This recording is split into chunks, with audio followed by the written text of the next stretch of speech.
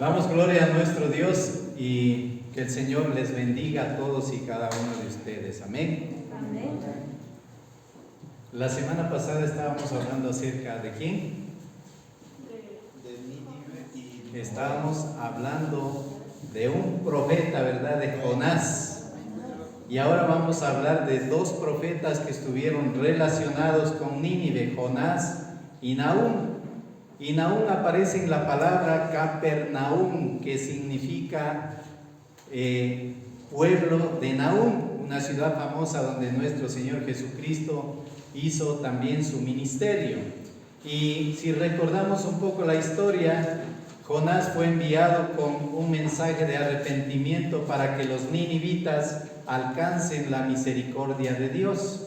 Pero si usted revisa Nahum, en los 4 capítulos, nosotros encontramos el juicio contra Nínive. Y podemos ver que estos dos profetas ilustran cómo trata Dios a las personas que después de conocerle se apartan y niegan la fe en Él. Cuando leemos nosotros Jonás, vemos que todo el libro tiene que ver con la oportunidad que el Señor le dio a Nínive, mandando a su profeta para que les predique la palabra de Dios, predique el arrepentimiento. Por supuesto que después de una larga historia, usted ya sabe, de desobediencia y posterior obediencia, el mensaje llega, la palabra es predicada, la gente se arrepiente y alcanza el favor de nuestro Dios. Al final del capítulo 4 ya hay un mensaje de paz, porque el Señor, a pesar de que el profeta se negaba y no creía que el Señor iba a extender su misericordia, él pudo ver que el amor de Dios es más grande de lo que nosotros podemos pensar. Pero al pasar los años fue pasando el efecto de ese gran avivamiento ahí en Nínive. Se olvidaron de buscar a Dios, volvieron a los pecados del pasado, volvieron los ninivitas a adorar a Ishtar, la diosa que ellos tenían antes, y prácticamente su corazón se apartó de nuestro Dios. Y ahí es cuando aparece el profeta Nahum para emitir un juicio definitivo contra Nínive. Voy a leer Nahum 1 del 8 al 14. Dice la palabra del Señor, y busque en su Biblia también Nahum 1 del 8 al 14. Dice la palabra del Señor: mas con inundación impetuosa consumirá a sus adversarios, y tinieblas perseguirán a sus enemigos. ¿Qué pensáis contra Jehová? Él hará consumación, no tomará venganza 2 veces de sus enemigos, aunque sean como espinos entretejidos y estén empapados en su embriaguez, serán consumidos como hojarasca completamente seca. De ti salió el que imaginó mal contra Jehová, un consejero perverso. Así ha dicho Jehová: aunque reposo tengan y sean tantos, aún así serán talados, y él pasará. Bastante te he afligido, no te afligiré yo más. Porque ahora quebraré su yugo de sobre ti y romperé tus coyundas. Mas cerca de ti mandará Jehová que no quede ni memoria de tu nombre de la casa de tu Dios. Destruiré escultura y estatua de fundición.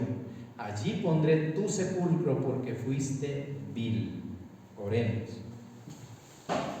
Padre Santo, Dios de la eternidad, tu palabra siempre nos conduce a toda verdad, bendito Dios. Y queremos darte a ti la gloria y agradecerte porque tenemos la oportunidad de leer tu palabra y de recibir el mensaje que tú nos das, misericordioso Dios, porque en cada versículo tenemos un mensaje para nuestra vida. Y gracias, Señor, porque estas experiencias vividas por otros pueblos nos hacen entender acerca de lo que a ti te agrada y de lo que a ti no te agrada, bendito Dios. Queremos pedirte que siempre acerques nuestro corazón a ti por medio de tu Santo Espíritu, para que podamos estar junto a ti y buscar la luz de tu rostro permanentemente. Padre Santo, damos la gloria y el honor y te pedimos que tú nos ilumines cada día, Padre bendito, para que no caminemos por caminos perversos ni de maldad, sino que caminemos por el camino, la verdad y la vida que eres tú. Honra, gloria, honor y poder son tuyos, Padre Santo, y clamamos tu misericordia, clamamos, bendito Dios, que siempre nos guíes y que nuestros pasos estén junto a los tuyos. Bendito seas, oramos y bendecimos tu palabra en el nombre del Padre, del Hijo y del Espíritu Santo. Amén. Nahum fue un profeta en Nínive, la capital del imperio asirio, y profetizó entre el 663 al 654 a.C. Un siglo antes, 100 años antes, Jonás vio a la ciudad arrepentirse, pero al pasar el tiempo, Asiria, esta potencia mundial que asolaba toda la región y que tenía el control sobre todo el Golfo Pérsico, cayó de nuevo en la maldad. Sus guerreros que eran rudos, salvajes, ellos conquistaron Israel, el reino del norte, y pusieron en gran sufrimiento al reino del sur, Judá. Y en este contexto es que aparece el profeta Nahum para proclamar la ira de Dios contra la maldad de Asiria. Nínive, su capital, era una ciudad de vasta extensión, dice la palabra del Señor, y era el centro del comercio en toda esa región. Era un centro de negocios, era una ciudad poderosa, pero también dice la palabra que era una ciudad sanguinaria.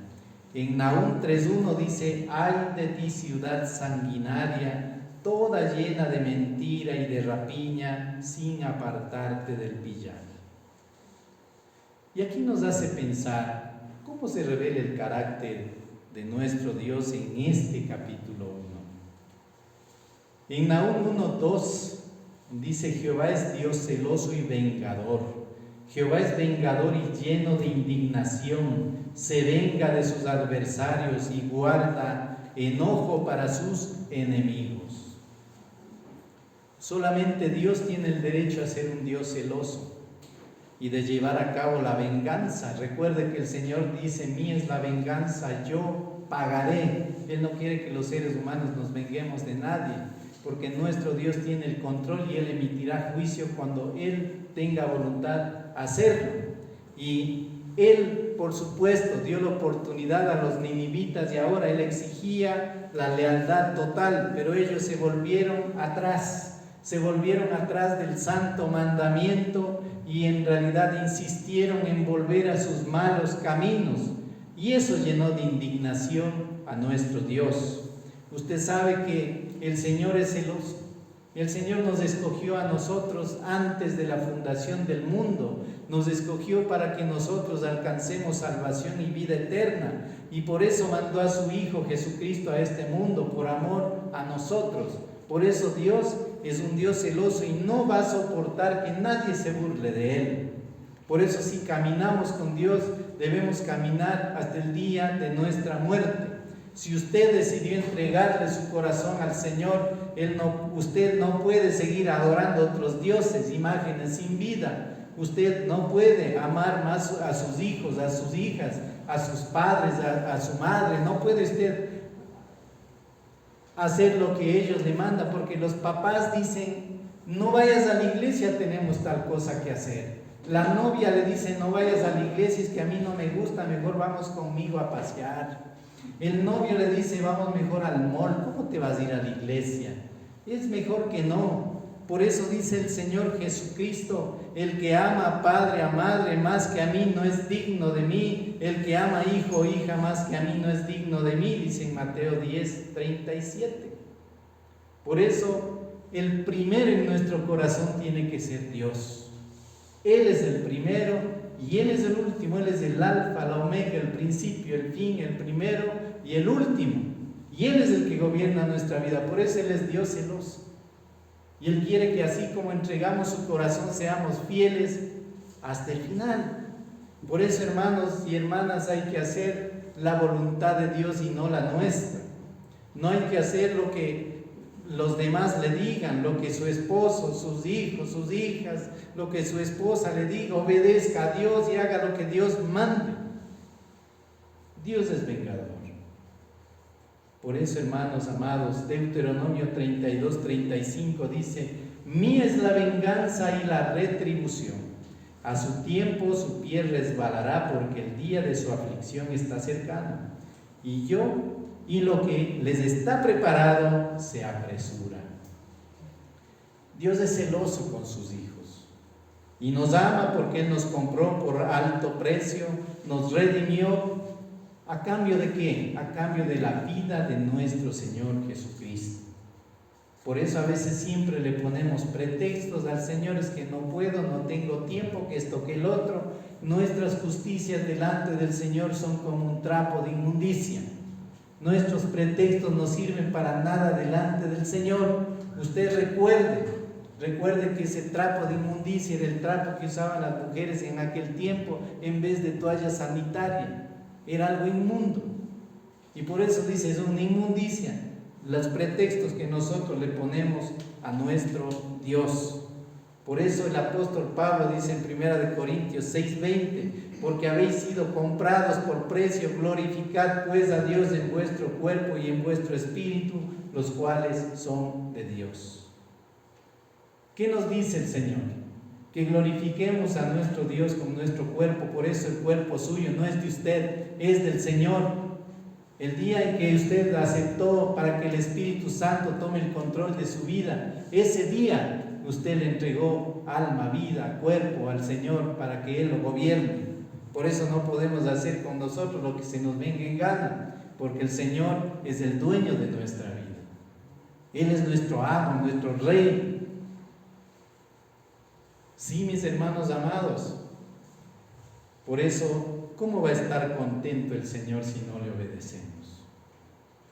Si no le hacemos caso, si nos burlamos de Él, ¿cómo espera que Dios esté complacido si aún nos atraen las cosas del mundo y los quehaceres roban el día del Señor?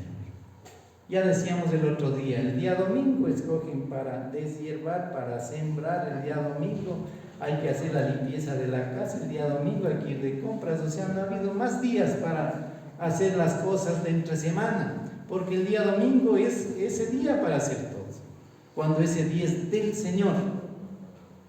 Por eso los israelitas eran tan severos en el día de reposo consagrado para el Señor, porque en ese día todo el mundo tenía que estar en la casa del Señor buscando la luz del rostro del Señor y adorándole, escuchando la palabra del Señor. Pero ay, cómo son los tiempos modernos, hermanos y hermanas. Por eso no robemos el día del Señor. Solamente tomen cuenta algo. El Señor no quería que en el cielo estén solamente los ángeles, arcángeles, serafines y querubines y seres vivientes sirviendo al Señor. Él no quería solo eso.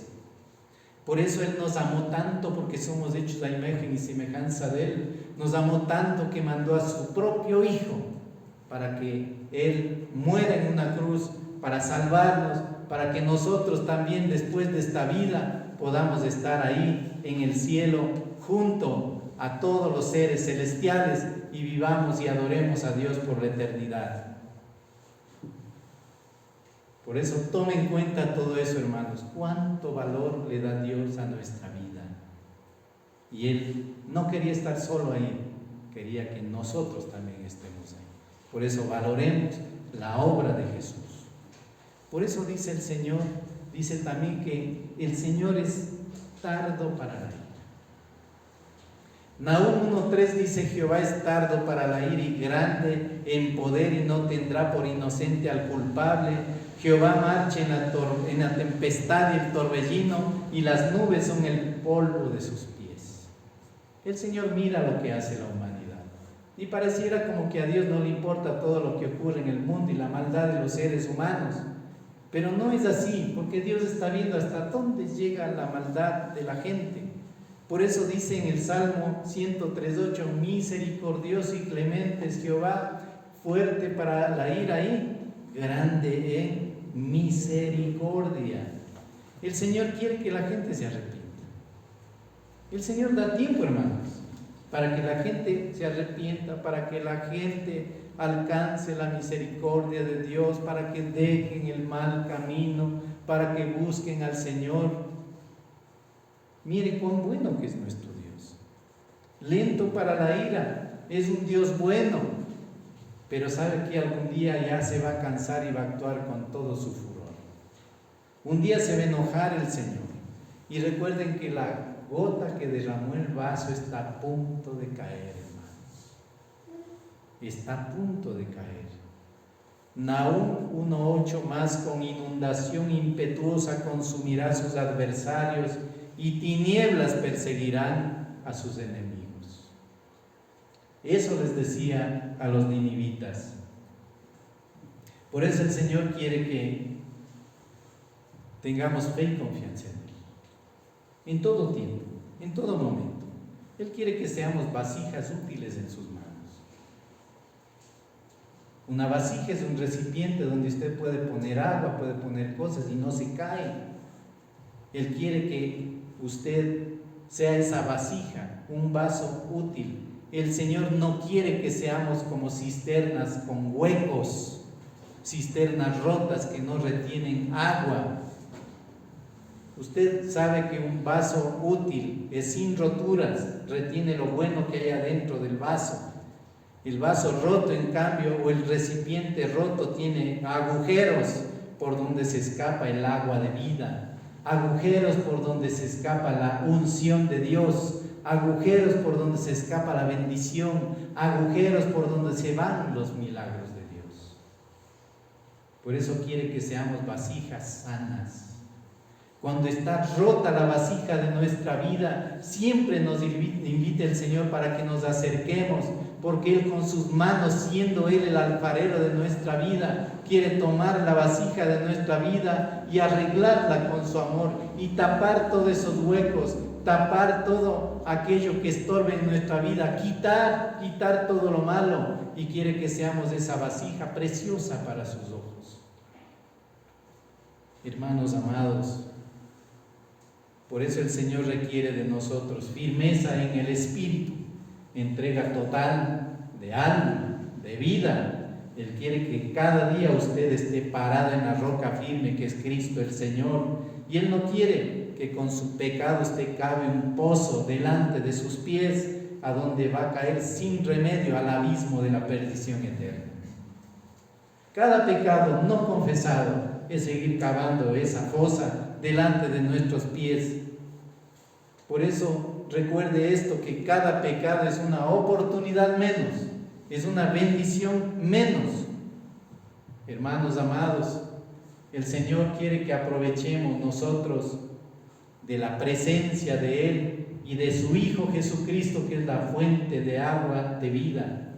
Por eso tomemos en cuenta que así como Dios construye una vida, el mismo Dios puede destruir esa vida. Cuando se desobedece, cuando la persona se olvida de Dios, Dios puede destruirle. Nínive fue bendecida con entendimiento de la palabra de Dios, pero al pasar el tiempo se olvidaron de Dios, se olvidaron de las promesas de Dios, se olvidaron de la palabra de Dios. Imagínense, el arrepentimiento no les duró mucho. Por eso no en vano escribió Nahum en el capítulo 1, verso 5: y aquí sobre los montes los pies del que trae buenas nuevas, del que anuncia la paz. Celebra, oh Judá, tus fiestas, cumple tus votos, porque nunca más volverá a pasar por ti el malvado. Pereció del todo. Las buenas nuevas a Judá, esa buena noticia, era que Asiria, que les hizo sufrir, que fueron sus conquistadores, que fueron sus verdugos, iban a ser destruidos y que nunca más iban a volver a levantarse, que nunca más iban a volver a atormentar a nadie. Por eso dice la historia que Nínive fue completamente borrada del mapa, de tal forma que sus ruinas no se identificaron sino hasta 1845. Y su destrucción fue tal que en el siglo II después de Cristo prácticamente no quedó vestigios de la ciudad. Fue destruida y la arena del desierto le tapó. Nínive es un ejemplo negativo del estado desesperante de apostasía de una ciudad que abrió sus ojos a Dios, pero después los afanes de la vida le cegaron. Negaron la fe en Dios, y usted debe saber que para la apostasía, apostatar es negar la fe en Dios. Para eso no hay remedio, porque es un pecado contra el Espíritu Santo de Dios. Hebreos 6, del 4 al 6, nos recuerda el autor de este libro, porque es imposible que los que una vez fueron iluminados y gustaron del don celestial y fueron hechos partícipes del Espíritu Santo y asimismo gustaron de la buena palabra de Dios y los poderes del siglo venidero y recayeron, sean otra vez renovados para arrepentimiento, crucificando de nuevo para sí mismos al Hijo de Dios y exponiéndole a vituperio. Por eso tenga cuidado con la apostasía. Nunca niegue su fe, nunca niegue su fe. Nunca haga que se desanima, que ya no quiero saber nada. No, porque eso es peligroso. Recuerde Hebreos 10:26 y subráyele ahí en su Biblia. Dice: porque si pecaremos voluntariamente después de haber recibido el conocimiento de la verdad, ya no queda más sacrificio por los pecados. Clarito, hermano. Ya no hay nada más que hacer, dice el Señor. Hoy la gente no se da cuenta que abandonar a Dios es abandonar la oportunidad y es abandonar la esperanza. ¿Cuántas cosas pasan en el mundo? ¿Cuántas cosas pasan en los países vecinos? ¿Cuántas cosas han pasado aquí mismo en el Ecuador? Desastre sobre desastre. Pasa desastre en un lado, en otras ciudades, pasó en Quito, en Sangolquí, en La Maná, otra vez en otro barrio de Quito. Imagínense todo lo que ocurre y eso no tiene control. ¿Quién es el que controla todo? Las aguas del cielo, la lluvia, Dios es el que controla todo. El hombre destruye toda la creación maravillosa de Dios y después sufre las consecuencias. Por eso, hermano, todas esas cosas que pasan es un llamado de atención de parte del Señor para dejar la hechicería, para dejar la maldad, para dejar el pecado, para dejar la idolatría. Es un llamado de atención a la gente inteligente, ilustre, pero que viven ciegos, porque hay profesionales, hay gente poderosa, pero que sabe que nunca han abierto sus ojos para leer la palabra de Dios y nunca han abierto su corazón para entender lo que el Señor quiere decirles, porque Él mismo dice: yo soy tu Dios, fuerte, celoso. Y el Señor dice: yo no daré mi gloria ni mi alabanza a esculturas. Y el Señor mismo es el que dice que no tendrás dioses ajenos delante de mí. Pero la gente no entiende. Por eso, qué pena, gente ilustre pero ciega, caminando en la calle pero con parálisis espiritual, con parálisis de su corazón y de su alma, sordos ante la advertencia de Dios que el juicio viene como nunca sucedió. Y por eso debemos tomar en cuenta nosotros eso. Cuando el juicio de Dios venga, nada lo puede parar. Isaías 13, 5, 6, y dice en tiempo presente: vienen de lejana tierra, de lo postrero de los cielos, Jehová y los instrumentos de su ira para destruir la tierra.